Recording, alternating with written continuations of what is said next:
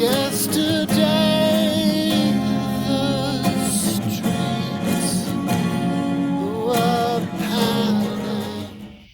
Been a while since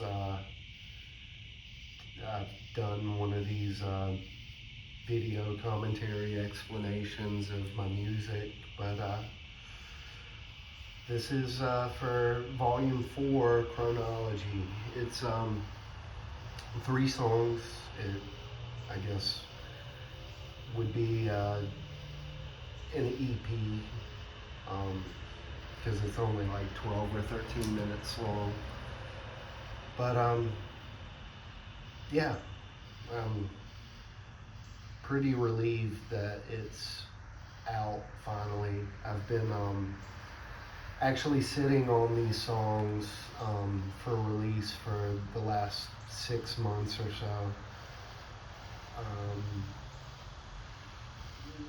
I pretty much kind of did a rough mix of it back when I released Volume 3.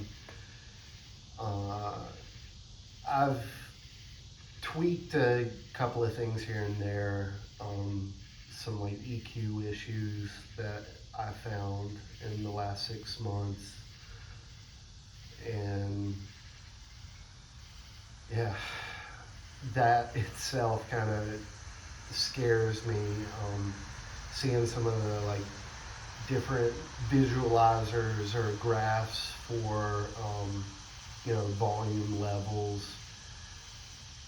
It makes me not want to look at any of that stuff for like Volume 1 through 3, because it's probably pretty not good. But I think at least with sound dynamics, Volume 4 is a big step in the right direction for my music. So I'm at least thankful for that. But yeah, Volume 4, let's talk about that. This is only going to be one video with Beers with Ben, and tonight we're drinking. Well, I'm double fisting once again, since it's only going to be one video, but it'll probably be a little longer. This is a good old local red oak, and down here I haven't touched this one yet, but I've drank this on here before. The Lowe's Beer Den Rumpelstiltskin German style Hefeweizen, good stuff. And by the way, I'm getting over a cold, so hopefully I'm not like hacking up snot or whatever, because yeah. But anyway, let's get straight into it, and really kind of in this, the explanation of why this is only going to be one video. So obviously it's 3 separate songs, but all 3 songs build upon the previous one. I'm not going to go as far as to say it's all the same song or anything like that, but it's definitely 3 aspects of a singular story that's going on. And so the way that I structured these 3 songs is the first one, which is called Yesterday's Panic, is in past tense. Like literally, like the verb usage is past tense. And hence the title Yesterday's Panic. Whereas the second song, which is chapter 36 of this entire journey, is in present tense, and it's called Today's Anxiety. Whereas the last one, chapter 37, obviously would be in future tense, and it's called Tomorrow's Recognition. So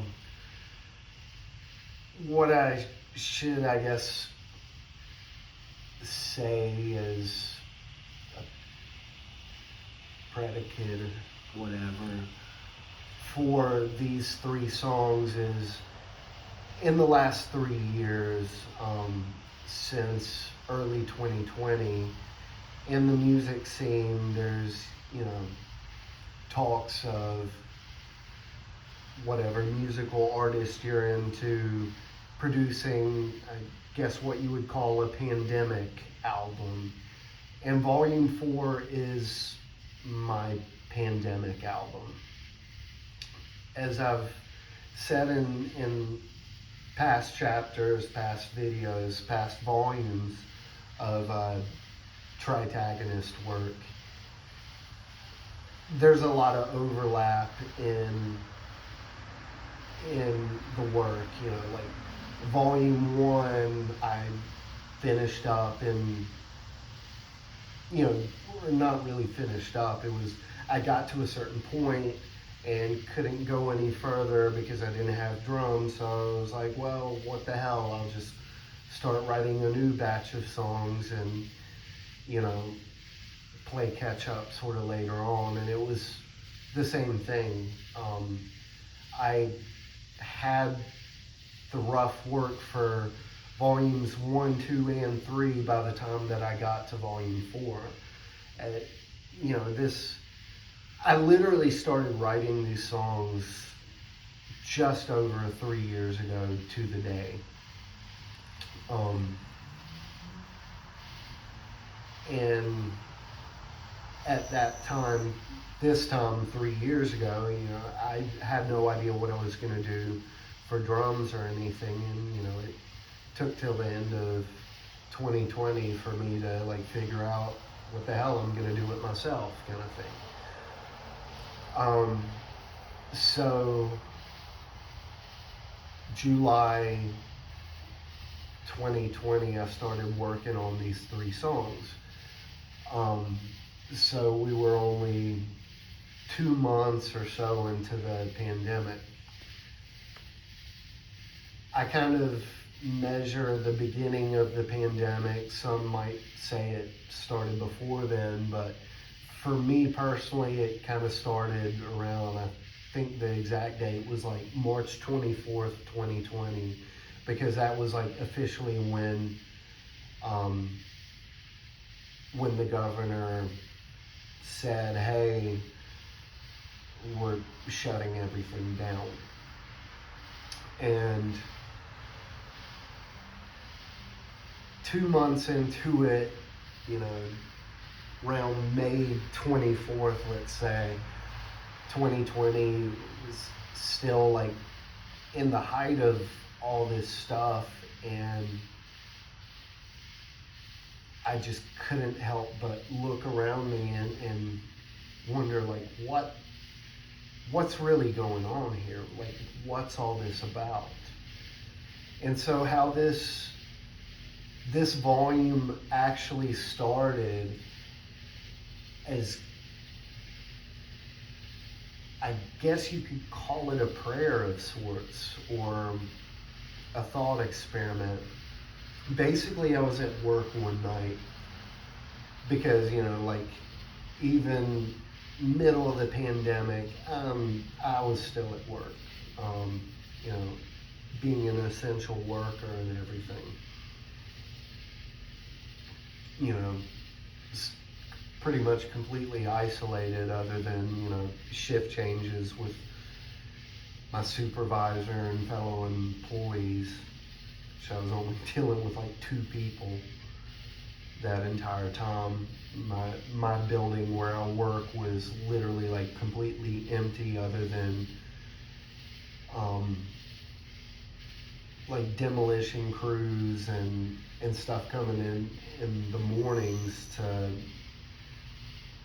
work on a couple of the floors doing demo work, and then subsequently building new specs, new rooms or whatever for tenants.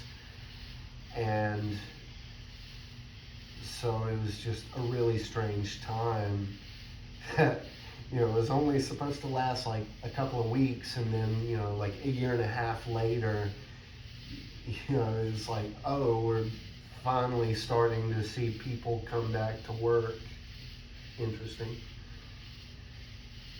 But like the whole time I was there, still trying to work, still trying to survive, and like still dealing with bullshit, honestly. You know, like, not saying that against the people I work for. You know, they're cool people. It just is sort of what it is, you know. Just seeing that most people were, you know, working from home, or, you know, not working at all. It was just, you know, like a state-funded vacation for a lot of people, and then showing up to work every day, and there's no real motivation for it. There's no like pat on the back or pay increase or anything like that. You're just having to do the exact same thing just to survive, and you know, it was extremely frustrating. But even, you know, this time 3 years ago, it wasn't even the height of that, you know, because we were only 2 months into the pandemic. And pretty much just about every place that you could think of, except for like Walmart, you could still kind of like walk into Walmart, you know, and be surrounded by people with masks and whatnot.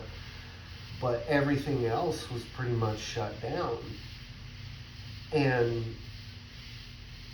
for me, it was just shocking, because by that point, I hadn't come across hardly anybody who had been affected by COVID at all. I didn't know anybody personally that had even been sick yet, or at least in those like first 2 months.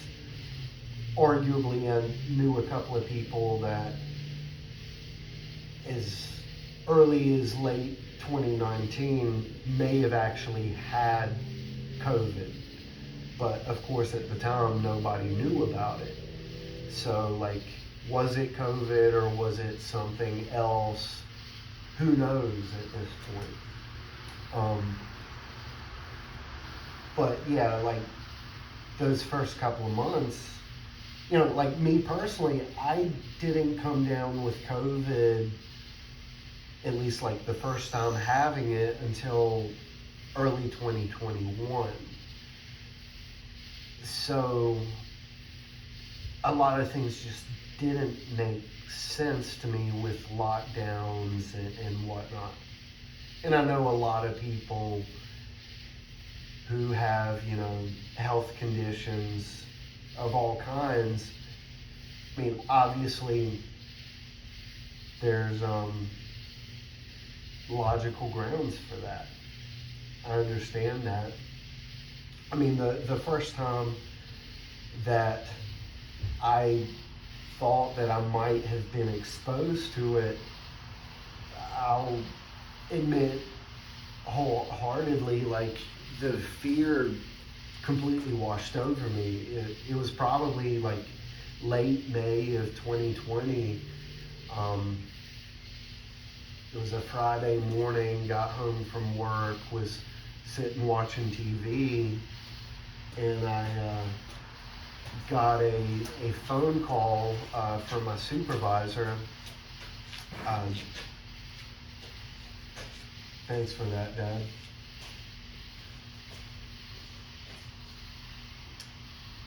Got a phone call from my supervisor, you know, saying that this contractor that was coming through our building pretty much daily for, you know, a few months, thought that he had it. He had been taken to the hospital that morning, and I had to like personally escort this guy on an elevator, you know, in close quarters. And you know, hearing that right away, you know, I was scared for a couple of minutes until it, you know, subsided, and I was just like, well, I'm not in any control of this. You know, whatever happens, happens. So you just sort of, like, I learned early on from that moment, well, you have to sort of roll with the punches here and not just completely live in fear the entire time, because, you know, we're not in control of this. I don't really care what anybody says, you know, just, it seemed obvious to me. So one night in late May or so, I was at work, and I just, call it a prayer, call it thinking or contemplation, meditation, whatever. But I just sort of, I wanted to see right through all the bullshit. I wanted to see through the politics. I wanted to see through everything. And so really the prayer was kind of simple of, you know, like, God, show me what is really happening, what's really going on here. And right after that, I remember I was going up, you know, elevator to basically the top floor of my building, and I stepped off the elevator, and I don't want to come across as like Prophet Ben Bowman here, because it's not like that. I don't want to call it a vision. I'll call it a visualization of things, because I'm, you know, having an art degree and everything, I'm very much a visual person. But this image came to my head, and I saw it, you know, in my mind's eye, whatever you would call it, fairly clearly, and it just made me bust into into tears, because, like, I realized, like, what we're dealing with here is, and I guess, like, thinking about it further and further and going around, you know, going through the rabbit hole of sorts, over time, I started to realize that what we're dealing with, you know, pandemic and lockdowns and everything is a collective trauma of sorts. And, you know, here it is, July of 2023. This album probably would have made more sense to come out 3 years ago, even though, like, what I say in it would probably have pissed a lot of people off, honestly. Maybe 2 years ago it would have been a little more accepted, but, you know, it's taken me this long to finalize everything and get it to a state where I can kind of live with it being out in the world. So maybe it's, you know, a day late, a dollar short sort of thing, but, you know, is what it is. But I wrote these 3 songs basically describing this image, this vision, whatever you want to call it, that I saw in dealing with this pandemic. And that's kind of the bottom line with it. So let's break it down, you know, song to song. We'll start with Yesterday's Panic. And I guess I'll be like self-critical here. Look, it was the middle of the pandemic, like I said. Um, like my gym was closed down. I wasn't able to like go lift weights for 3 months, I think. Um, I'd go to work, come home, and it was just like watch Hulu. Um, I was like watching, old Gundam videos and movies, and um, I can't remember the name of. I like binge watched The Leftovers, which was like produced by one of the same guys who did Lost, and that was basically my whole life because at that point, I think too, I'd been working on music, not just music, but like my own like literary writings and stuff for so long that I was burned out. And you know, coming into the pandemic, and it wasn't even related to the pandemic, but I was wanting to kind of take a break from, creative stuff because when you go nonstop for literally like 15 years, it kind of weighs you down.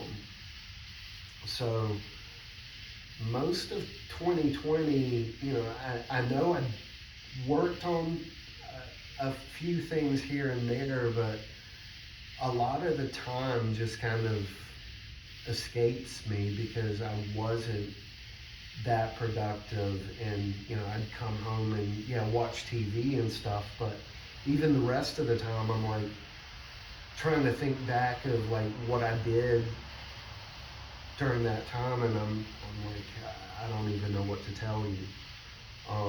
I know I like recorded a audio book which I've never released. I don't know if I will release it or not. I know I like edited a book, like re-edited a book from like a decade before that. And I know I recorded these 3 songs, but that's all I can recall really doing from March 2020 to the end of the year.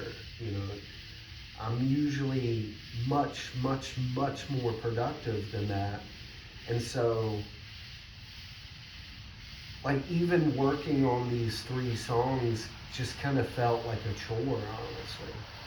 I felt like looking back, listening to these songs now, I'm not going to say like they're terrible, but I'm not going to say that I completely like them either. And I know that's kind of counterproductive to say because I'm supposed to sell you on why you should go to Spotify and put it on your gym playlist.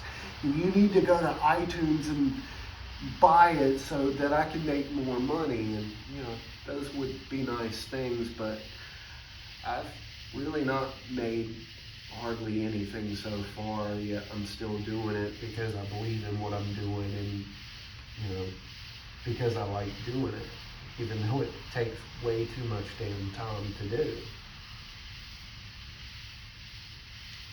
But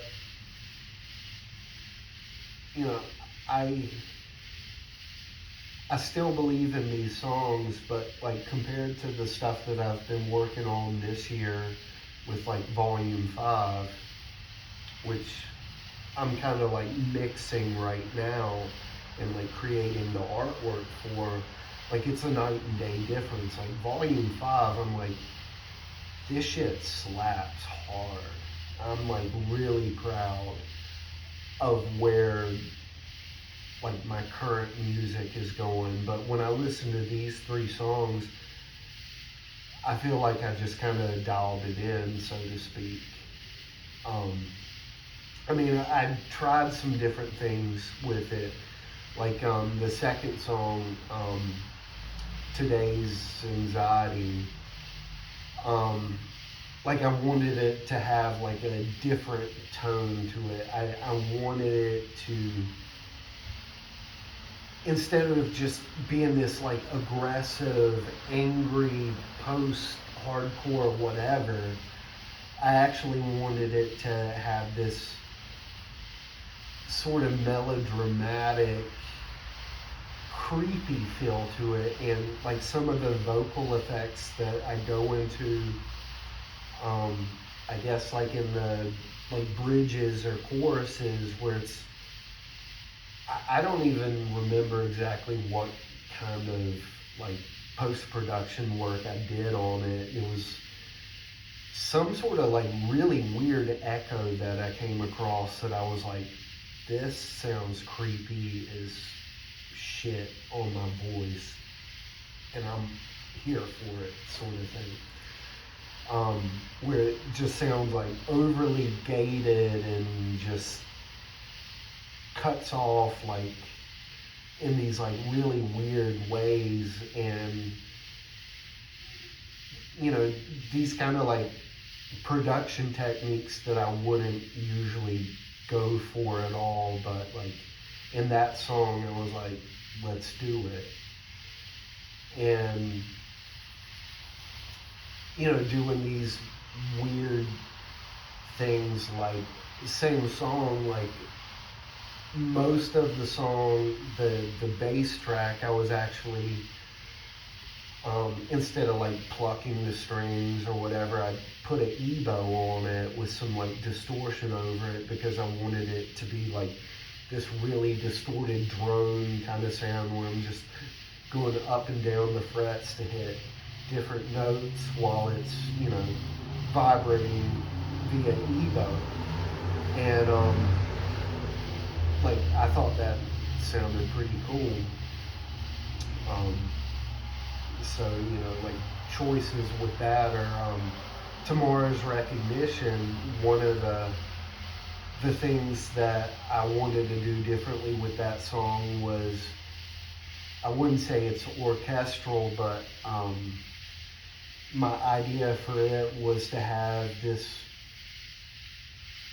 these guitar tracks going through the entire song and sort of following along with the entire song, but it was played on EBO on my guitar, and it's 6 different tracks which represent, you know, 6th string, 5th string, 4th string, 3rd string, and 2nd and 1st string, and just different melodies and harmonies being played on the EBO,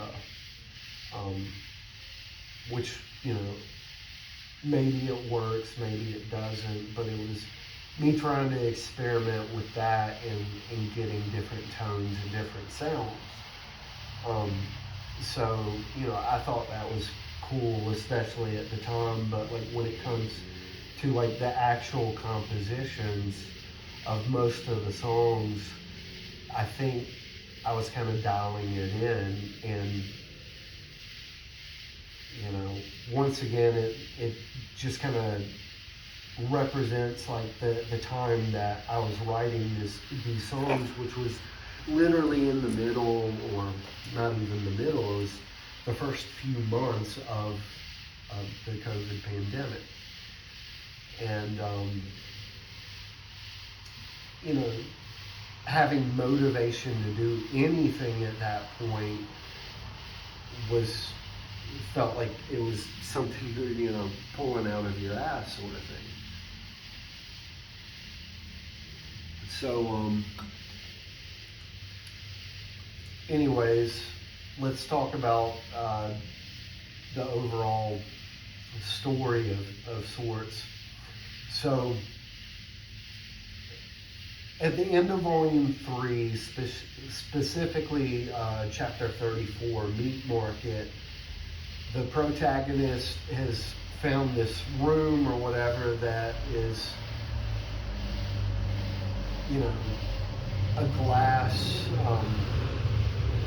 it's just a glass wall in front of him, and he's able to see, you know, this like literal carniceria on a street corner in front of him, but he's unable to interact with the people outside or like be heard or anything. He just observes.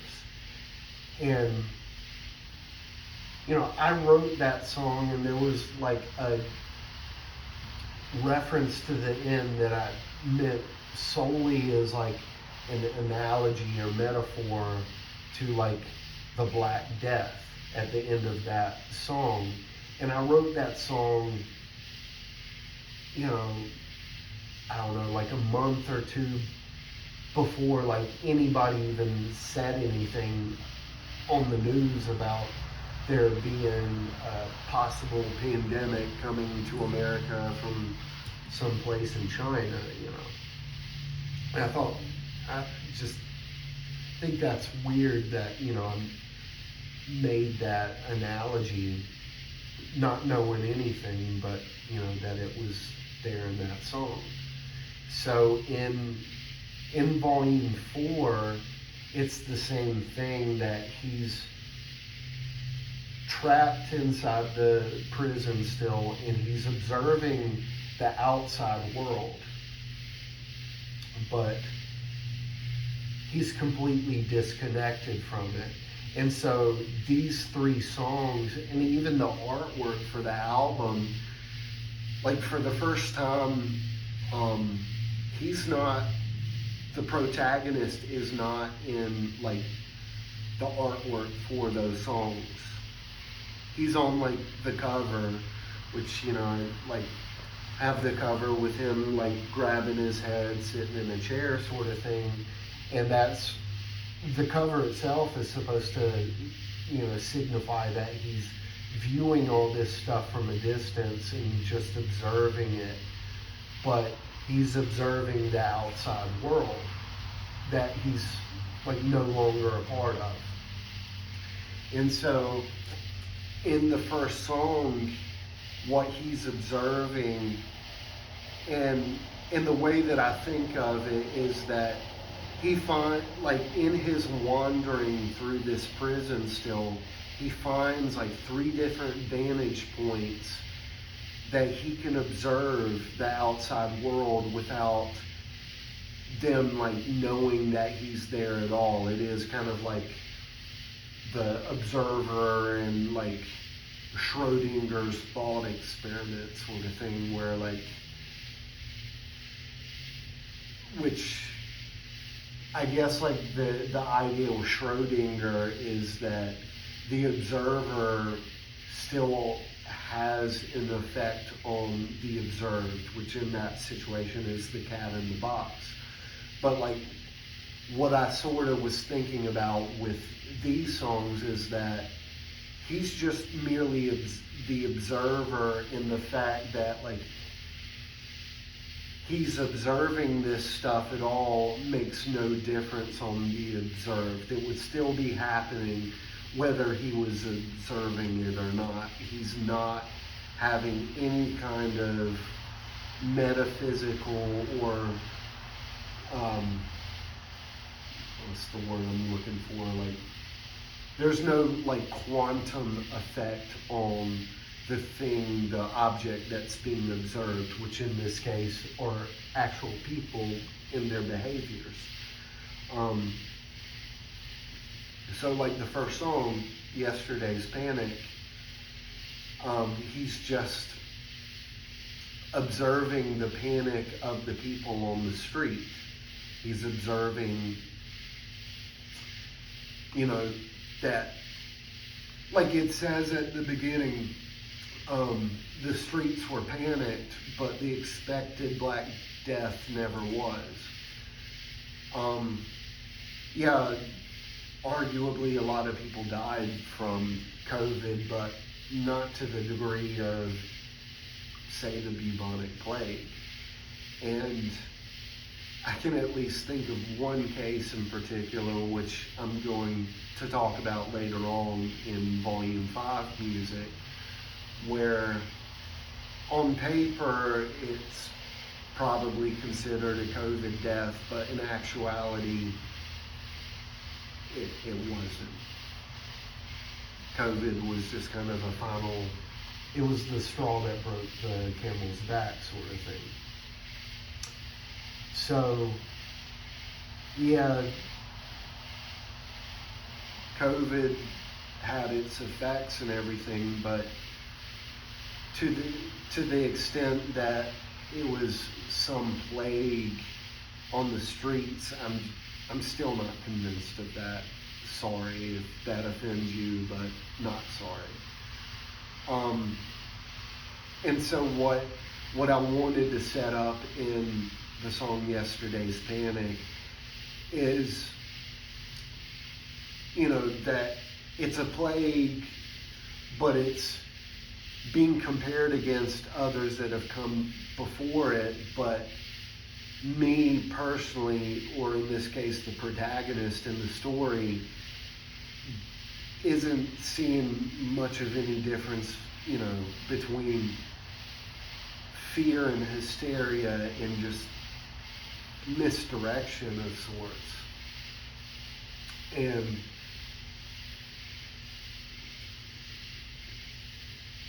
he points out in the song that everyone had their own opinions, whether it was factual or ineffectual, whatever. And I think I said, like, specifically in the song, like, well-informed or poorly formed, I think was how I worded it exactly. And the way that I was seeing it was that a lot of this was just political squabblings, that we're talking about, the Bill of Rights and socioeconomic concepts, and the sovereignty of the state, authoritarianism, whatever. And I kind of listed these things out in the song, but, like, regardless of any of these arguments that could be made, what I was really saying in tying into the vision was that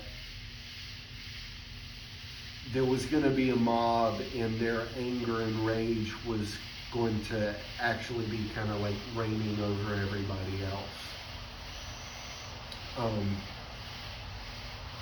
And so, like, towards the end of the song, I put in this line of that says, street corner mystics mantra'd to be present, as if prisoners' sufferings were divorced from pain, as if the answers of their cacophony already changed yesterday. And there was these lines were me kind of taking a jab at, I guess, what you would call woke kind of corporate culture. Because I think in today's world, the idea of always being present or having presence is just this, like, really weird concept to me. Like, I get it to an extent, but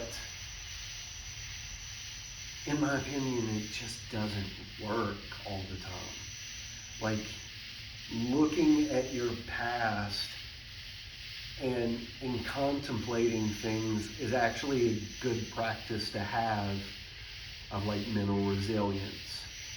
Like, looking towards the future is actually a good thing to do when you're trying to make, life-changing decisions of, well, where am I going to be in 10 years from now? Like, sorry, but, like, if you're present all the time, then you're probably going to end up in a divorce, because if you're not thinking about, okay, the person I'm dating right now is going to be sticking with me 20 years from now, regardless of whether they've gained a bazillion pounds and they're like insanely overweight, or if I'm severely overweight, if you know, if this relationship is solely in the present based on sex and physical attraction, then yeah, like, if that is part of being present, then don't sign me up for that. Like, you need to be looking towards the future and asking yourself, like, is this somebody that I want to grow old with, sort of thing. And so, like, to me, that's just one example. But, like, I would see things at work, especially kind of like coming out of the pandemic, or even like in the middle of it, of people posting these things about like being present in the moment and stuff like that, as if it was like a way to counteract, you know, the things that we can't control, you know, like in the middle of the pandemic. And I'm like, this is some bullshit here. Like, you know, if you're trying to be present, but like what most of those people won't tell you is that you're supposed to be like positive to a fault. Like, that doesn't make any sense to me, because like, you're not paying attention to your own like sufferings or anything like that. And so like, those kind of ideas of like being present, as if the answers of their cacophony already changed yesterday, was just me poking fun at them in my own way of like saying, you know, this didn't work 5 years ago, yesterday, 10 years ago, however long, so like, why do you expect it to work now? Just, sorry, not sorry, it just